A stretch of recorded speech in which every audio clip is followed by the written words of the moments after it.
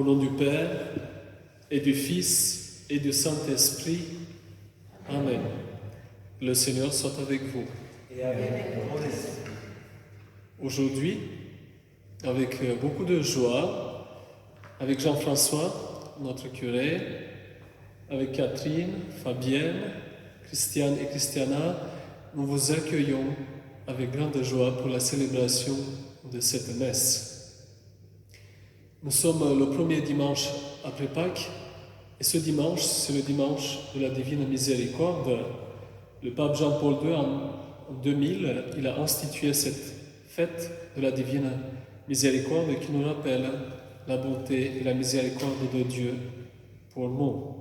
Pour moi, ce dimanche est aussi un dimanche un peu spécial, puisque j'ai célébré ma première messe quand j'étais ordonné prêtre le dimanche de la Divine Miséricorde, il y a 12 ans.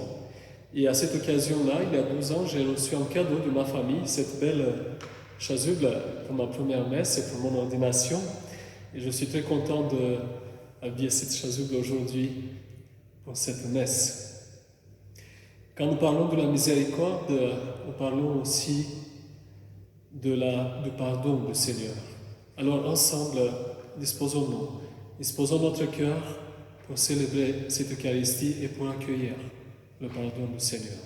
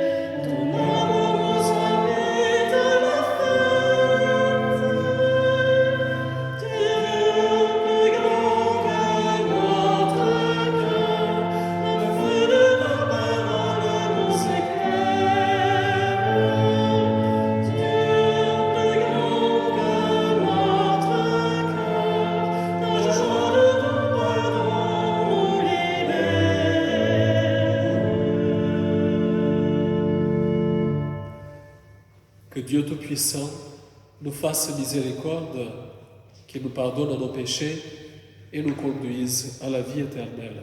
Amen. Et dans la joie de ressusciter, chantons ensemble gloire à Dieu.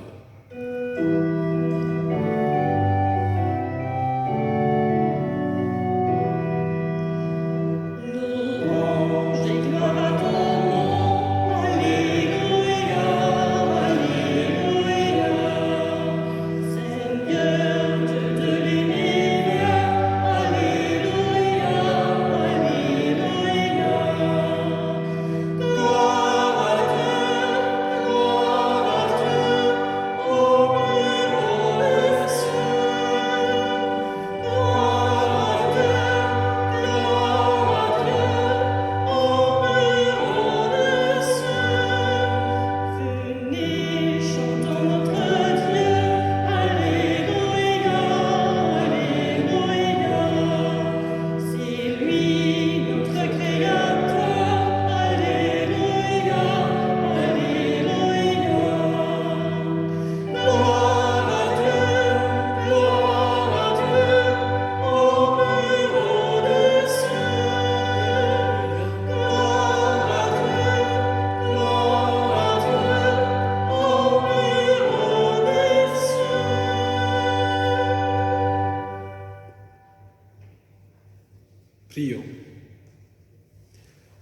Dieu de miséricorde infinie, tu ranimes la foi de ton peuple par les célébrations pascales.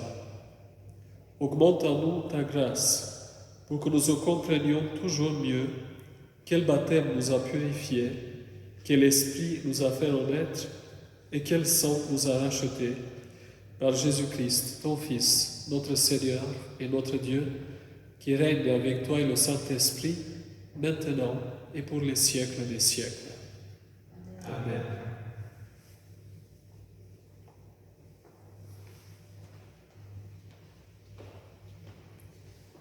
Lecture du livre des Actes des Apôtres. Les frères étaient assidus à l'enseignement des apôtres et à la communion fraternelle, à la fraction du pain et aux prières. La crainte de Dieu était dans tous les cœurs, à la vue des nombreux prodiges et signes accomplis par les apôtres. Tous les croyants vivaient ensemble et ils avaient tout en commun. Ils vendaient leurs biens et leurs possessions et ils en partageaient le produit entre tous en fonction des besoins de chacun. Chaque jour, d'un même cœur, ils fréquentaient assidûment le temple. Ils rompaient le pain dans les maisons. Ils prenaient leur repas avec allégresse et simplicité du cœur. Ils louaient Dieu et avaient la faveur du peuple tout entier. Chaque jour, le Seigneur leur adjoignait ceux qui allaient être sauvés. Parole du Seigneur. Nous rendons grâce à Dieu.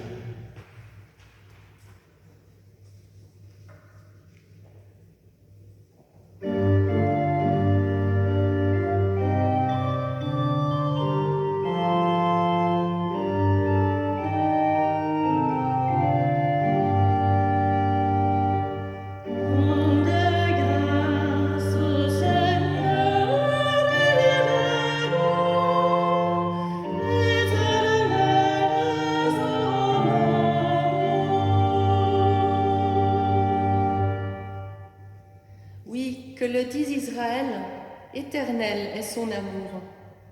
Que le dise la maison d'Aaron, éternel est son amour. Qu'ils le disent ceux qui craignent le Seigneur, éternel est son amour.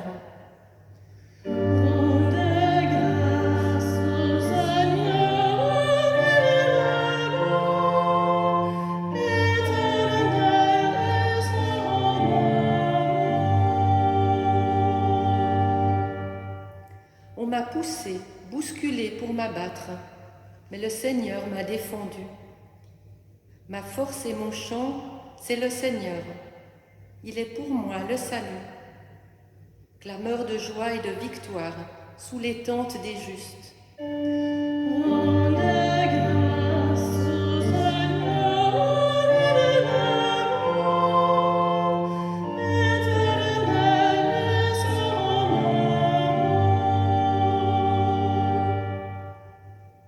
La pierre qu'ont rejetée les bâtisseurs est devenue la pierre d'angle. C'est là l'œuvre du Seigneur, la merveille devant nos yeux. Voici le jour que fit le Seigneur, qu'il soit pour nous jour de fête et de joie.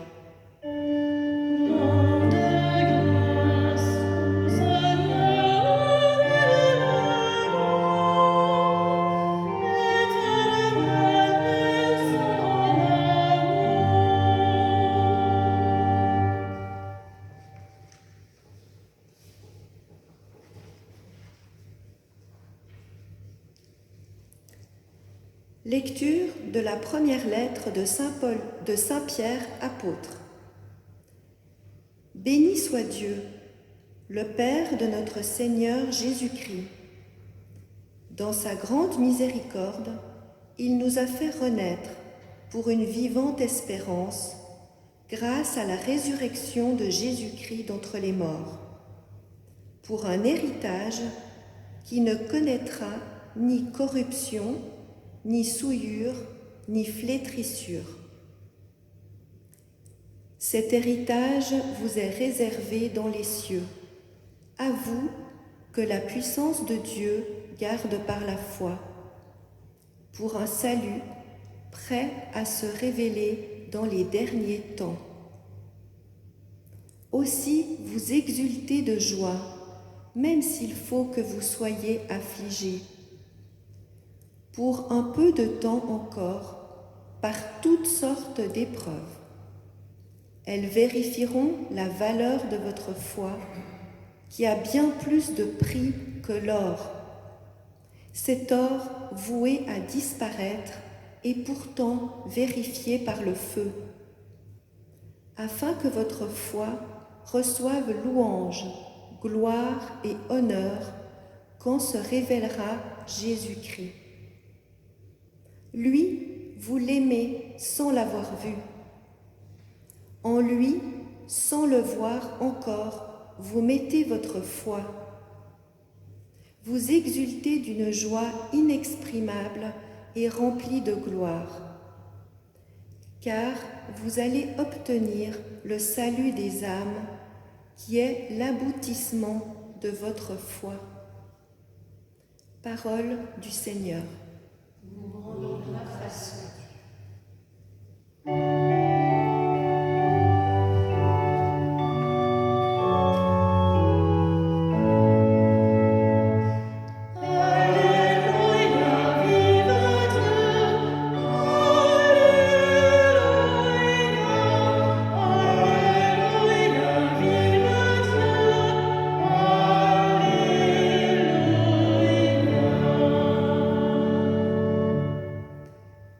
Thomas, parce que tu m'as vu, tu crois, dit le Seigneur. Heureux ceux qui croient sans avoir vu.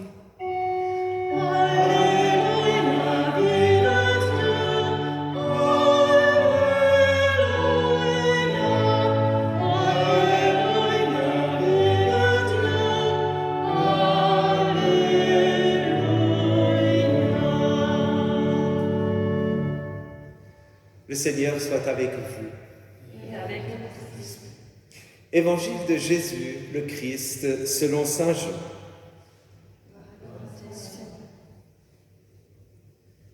C'était après la mort de Jésus. Le soir venu, en ce premier jour de la semaine, alors que les portes du lieu où se trouvaient les disciples étaient verrouillées par crainte des Juifs, Jésus vint. Et il était là, au milieu d'eux. Il leur dit, « La paix soit avec vous. » Après cette parole, il leur montra ses mains et son côté. Les disciples furent remplis de joie en voyant le Seigneur. Jésus leur dit de nouveau, « La paix soit avec vous. De même que le Père m'a envoyé, moi aussi je vous envoie. » Ayant ainsi parlé, il souffla sur eux et leur dit, « Recevez l'Esprit Saint. À qui vous remettrez ces péchés, ils seront remis. À qui vous maintiendrez les péchés, ils seront maintenus. » Or, l'un des 12, Thomas, appelé Didyme, le jumeau, n'était pas avec eux quand Jésus était venu.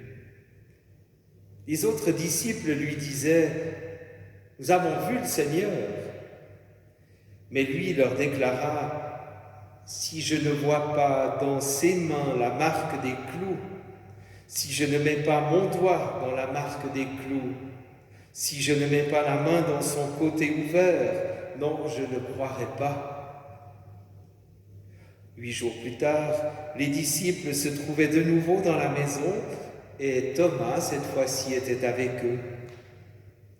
Jésus vint, alors que les portes étaient verrouillées, et il était là, au milieu d'eux. Il dit, « La paix soit avec vous. » Puis il dit à Thomas, « Avance ton doigt ici et vois mes mains. Avance ta main et mets-la dans mon côté. Cesse d'être incrédule sois croyant. Alors Thomas lui dit, mon Seigneur et mon Dieu. Jésus lui dit, parce que tu m'as vu, tu crois. Heureux ceux qui croient sans avoir vu. Il y a encore beaucoup d'autres signes que Jésus a faits en présence des disciples et qui ne sont pas écrits dans ce livre. Mais ceux-là ont été écrits pour que vous croyiez que Jésus est le Christ, le Fils de Dieu, et pour que, en croyant, vous ayez la vie en son nom.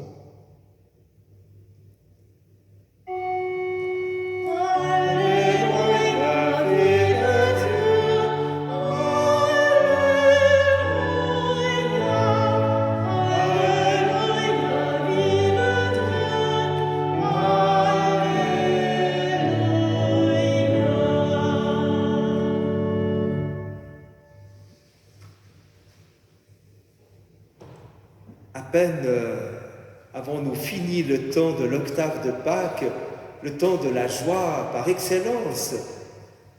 Oui, il n'y a pas plus grande joie que celle de croire en Jésus ressuscité d'entre les morts et qui nous ouvre les portes du royaume. Voilà que nous sommes déjà dans un dimanche que notre pape Jean-Paul II, à l'époque, avait choisi pour cette divine miséricorde, le temps où il nous faut de nouveau regarder nos fautes, nos péchés. Pourquoi? Eh bien, je crois que la finale du psaume nous vient en aide. Voici le jour que fit le Seigneur, qu'il soit pour nous jour de fête et jour de joie. C'est donc pas un jour triste où on va ressasser nos défauts, nos fautes et nos péchés, mais un jour où on va se réjouir par excellence de recevoir ce qu'il y a de plus beau et de plus précieux, la miséricorde. Cette miséricorde qui va justement propulser nos vies dans quelque chose de tout neuf, dans quelque chose de tout nouveau, la grâce de Dieu. Cette grâce qui nous ouvre les portes de la vie. Le psalmiste redisait « Éternel est son amour ». Il le dit même par 3 fois « Éternel est son amour ». Connaissez-vous plus grande joie que de redire que le Seigneur a un amour éternel, que inlassablement, infiniment, il va nous aimer? N'est-ce pas justement là une bonne nouvelle? Alors oui, le dimanche de la miséricorde, c'est une joie pour nous, c'est une fête pour nous, de savoir que nous sommes pardonnés par le Seigneur, parce qu'il est éternel et parce que son amour est à son image éternelle.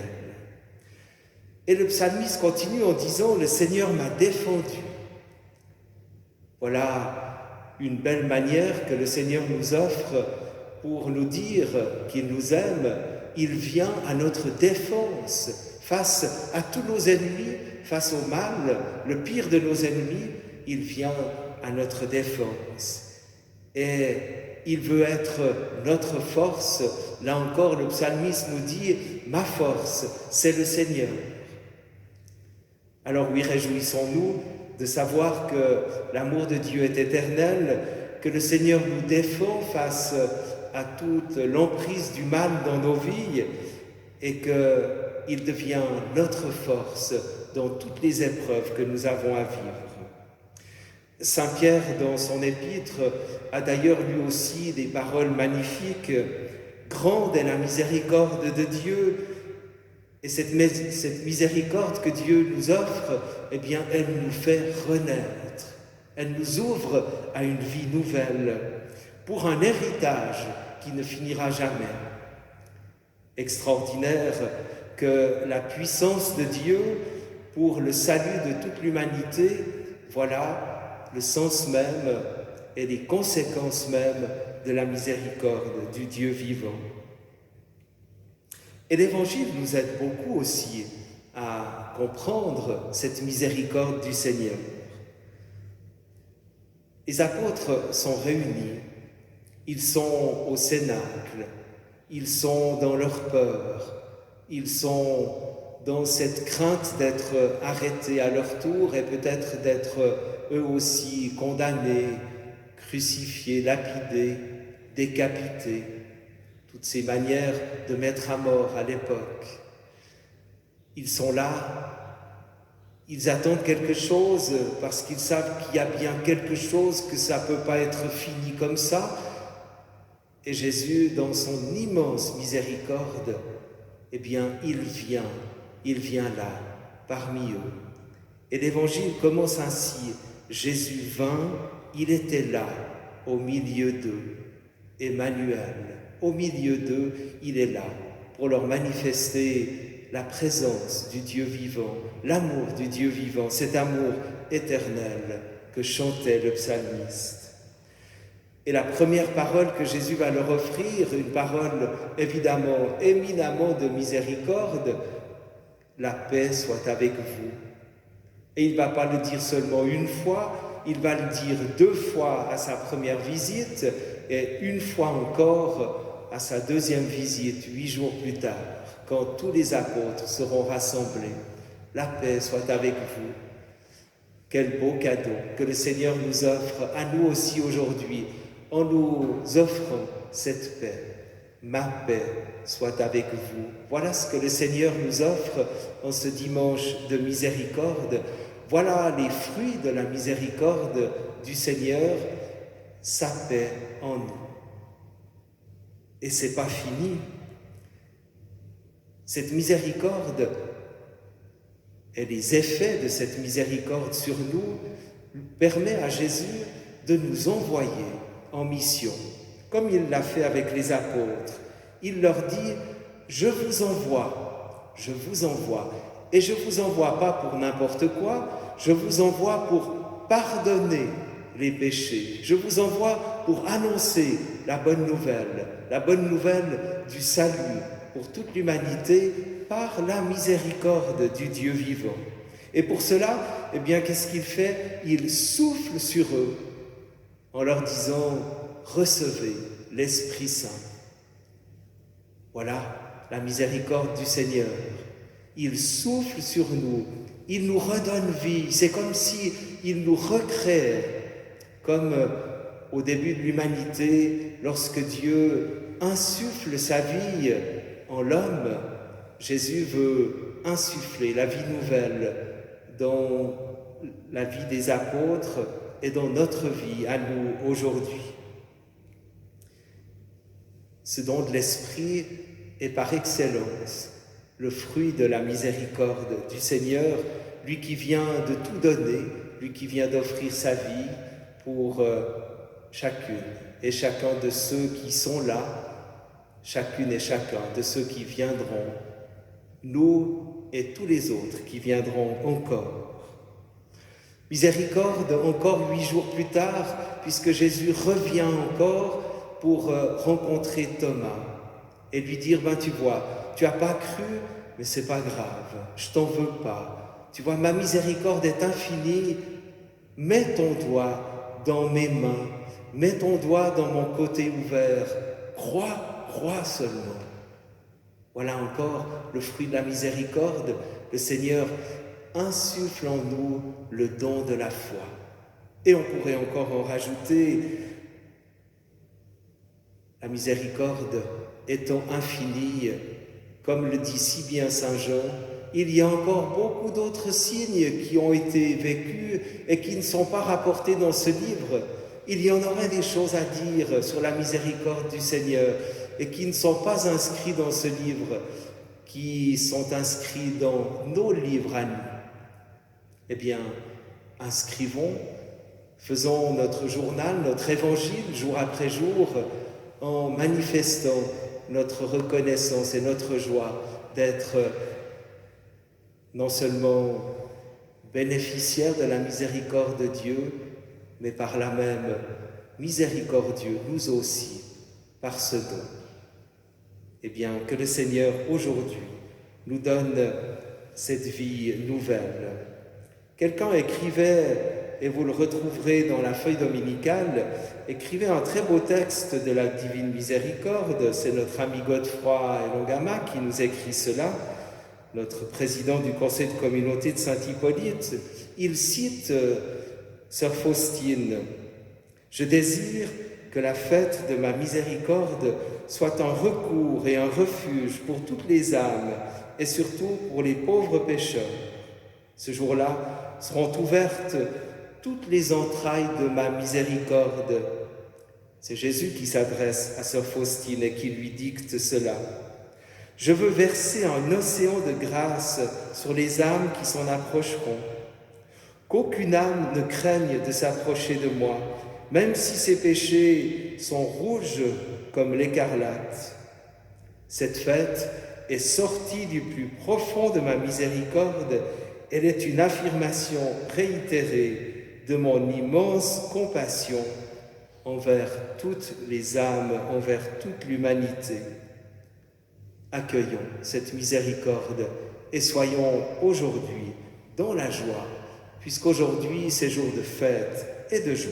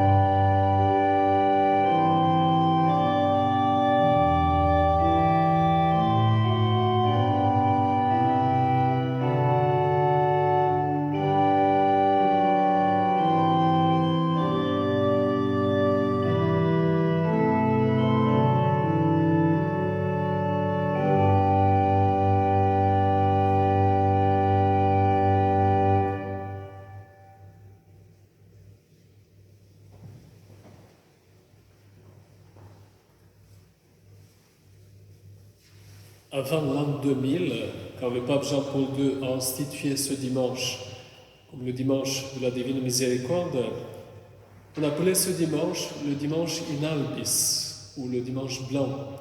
C'était le dimanche où ceux qui ont été baptisés la nuit de la veille pascale déposaient leur habit blanc.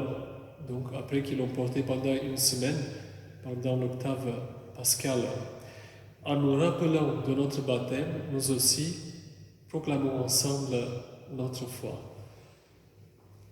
Je crois en Dieu, le Père Tout-Puissant, Créateur du ciel et de la terre, et en Jésus-Christ, son Fils unique, notre Seigneur, qui a été conçu du Saint-Esprit, est né de la Vierge Marie, a souffert sous Ponce Pilate, a été crucifié, est mort et a été enseveli, est descendu aux enfers le troisième jour et ressuscité des morts, est monté aux cieux, est assis à la droite de Dieu, le Père Tout-Puissant, il viendra juger les vivants et les morts. Je crois en l'Esprit Saint, à Sainte Église catholique, à la communion des saints, à la rémission des péchés, à la résurrection de la chair, à la vie éternelle. Amen. Avec confiance, élevons vers Dieu notre Père nos intentions de prière.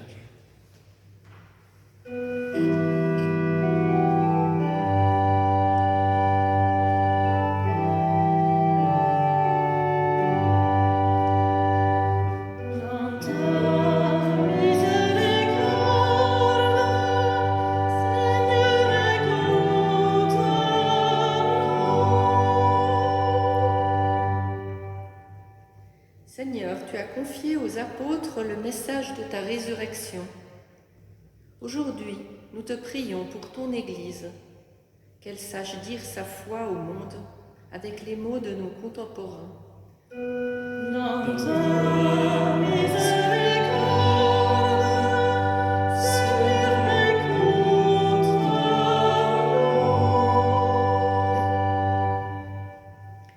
Seigneur Jésus, par ta résurrection, tu as ouvert aux hommes une espérance nouvelle. Nous te prions pour celles et ceux qui manifestent ta miséricorde, qu'ils continuent à rendre visible ton visage autour d'eux. Dans ta miséricorde,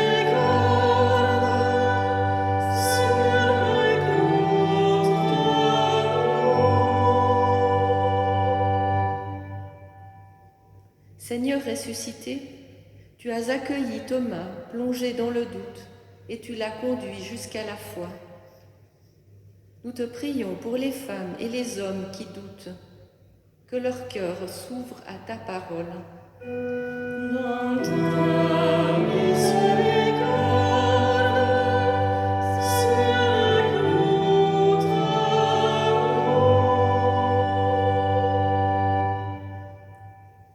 Seigneur Jésus, tu connais nos communautés chrétiennes, avec leurs richesses. Nous te prions pour notre communauté, qu'elle vive selon l'amour fraternel des premiers chrétiens. Dans ta miséricorde,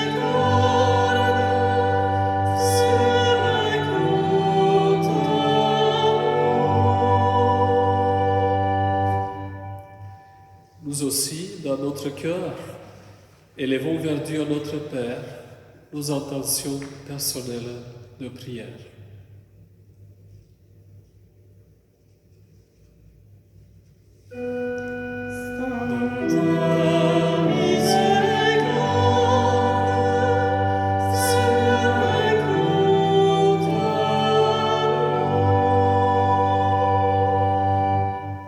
Père éternel, nous élevons vers toi toutes les intentions de prière qui sont encore à nos cœurs. Nous te prions, reçois-les par ton Fils, Jésus-Christ, notre Seigneur et notre Dieu, qui règne avec toi et le Saint-Esprit maintenant et pour les siècles des siècles.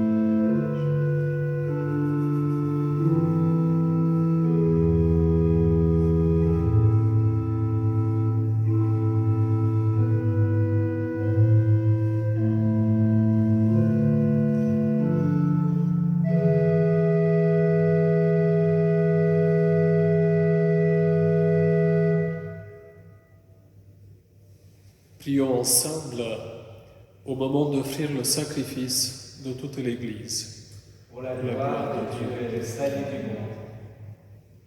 Accueille avec bonté, Seigneur, les offrandes de tes fidèles renouvelés par la foi et le baptême, qu'ils parviennent au bonheur sans fin par Jésus le Christ, notre Seigneur. Amen. Le Seigneur soit avec vous. Et avec ton esprit. Élevons notre cœur. Vers le ciel. Rendons grâce au Seigneur notre Dieu. Cela est juste et bon.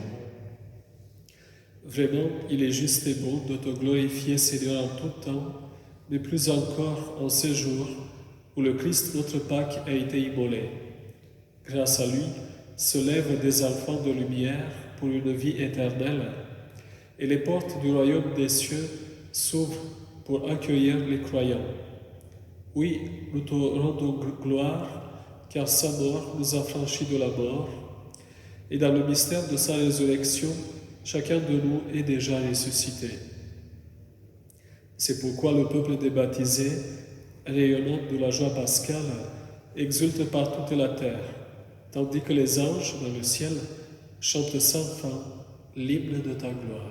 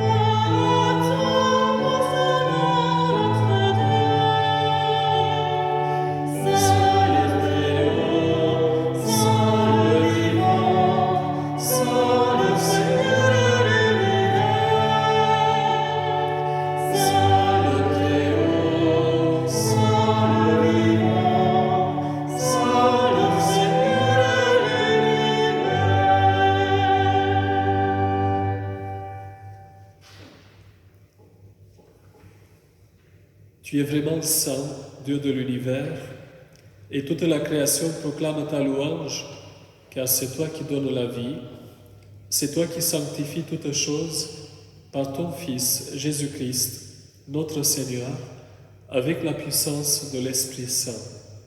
Et tu ne cesses de rassembler ton peuple afin qu'il te présente partout dans le monde une offrande pure. C'est pourquoi nous voici rassemblés devant toi et dans la communion de toute l'Église, nous célébrons le jour très saint où ressuscita selon la chair notre Seigneur Jésus-Christ. Par lui, que tu as élevé à ta droite, Dieu Tout-Puissant, nous te supplions de consacrer toi-même les offrandes que nous apportons. Sanctifie-les par ton Esprit, pour qu'elles deviennent le corps et le sang de ton Fils Jésus-Christ, notre Seigneur, qui nous a dit de célébrer ce mystère. La nuit même où il fut livré, il prit le pain. En te rendant grâce, il le bénit, il le rompit et le donna à ses disciples en disant: Prenez et mangez-en tous, ceci est mon corps livré pour vous.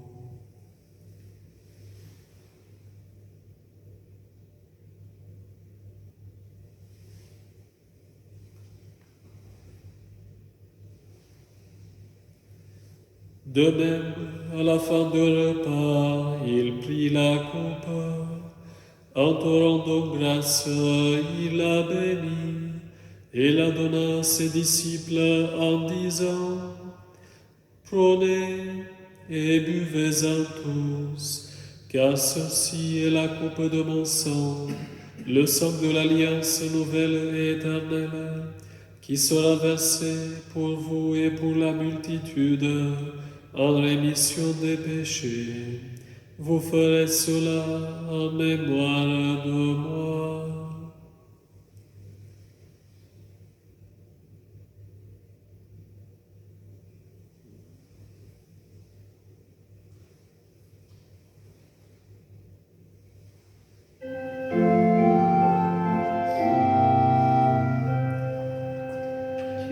as connu la mort, tu es ressuscité, et tu reviens encore pour nous sauver.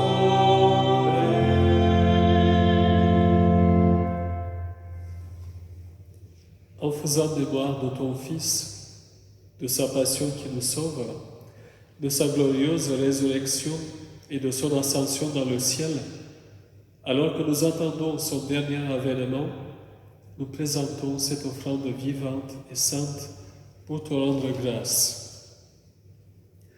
Regarde, Seigneur, le sacrifice de ton Église et daigne reconnaître celui de ton Fils qui nous a rétablis dans ton alliance.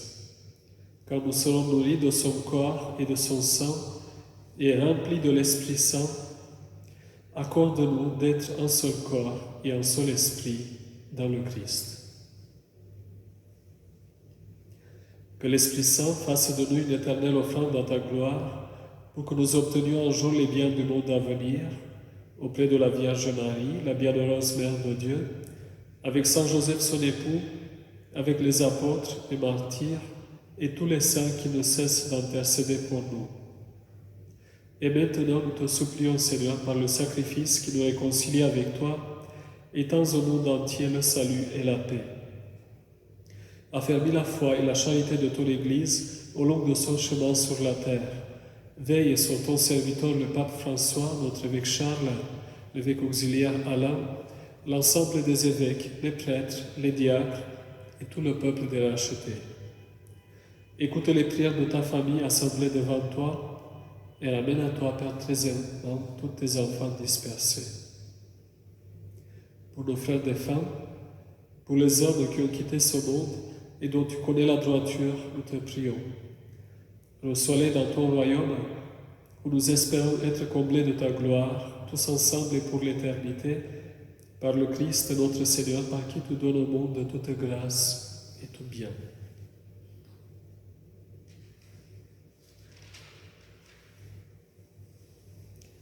Par lui, avec lui et en lui, à toi, Dieu le Père Tout-Puissant, dans l'unité du Saint-Esprit, tout honneur et toute gloire, pour les siècles des siècles.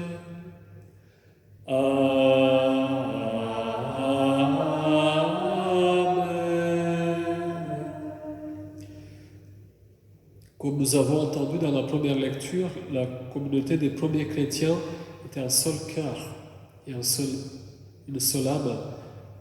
C'était comme une famille, une grande famille qui était unie autour de l'amour du Seigneur. Ensemble, nous aussi, prions comme notre Seigneur Jésus-Christ nous a enseigné. Notre Père, qui es aux cieux, que ton nom soit sanctifié.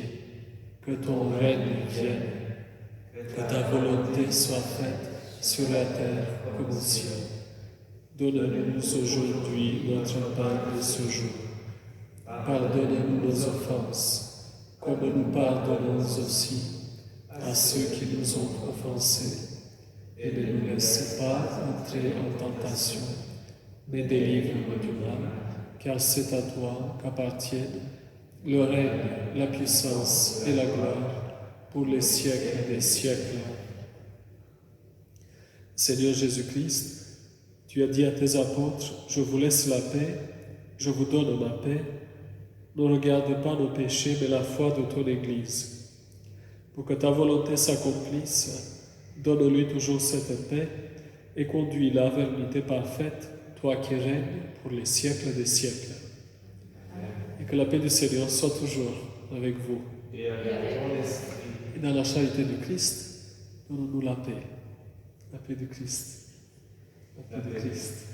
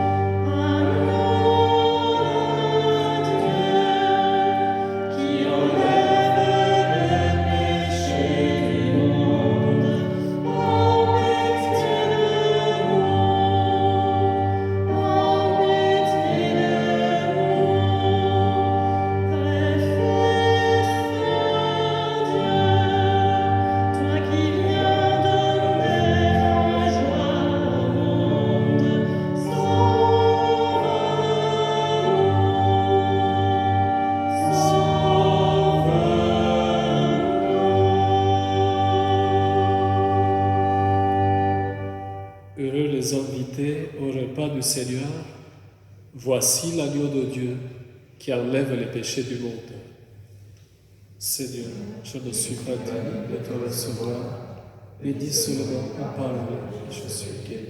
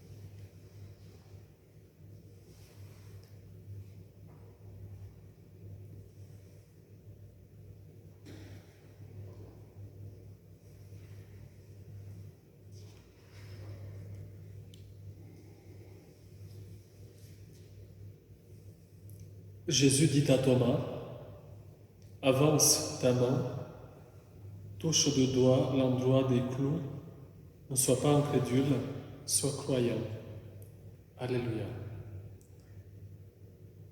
Prions.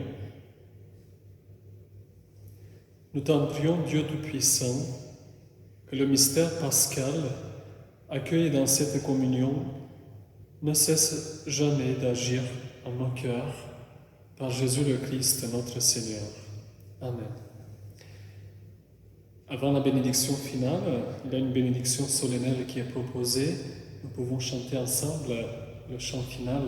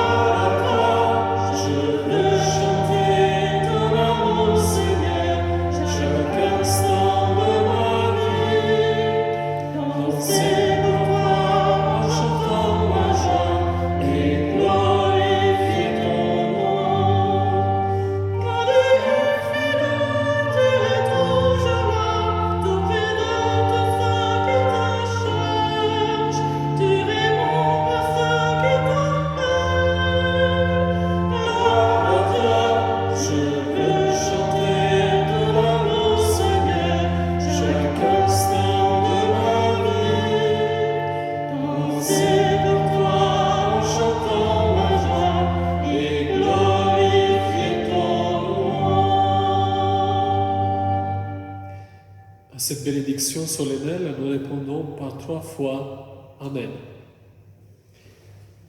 Par la résurrection de son Fils unique, Dieu vous a fait la grâce du salut.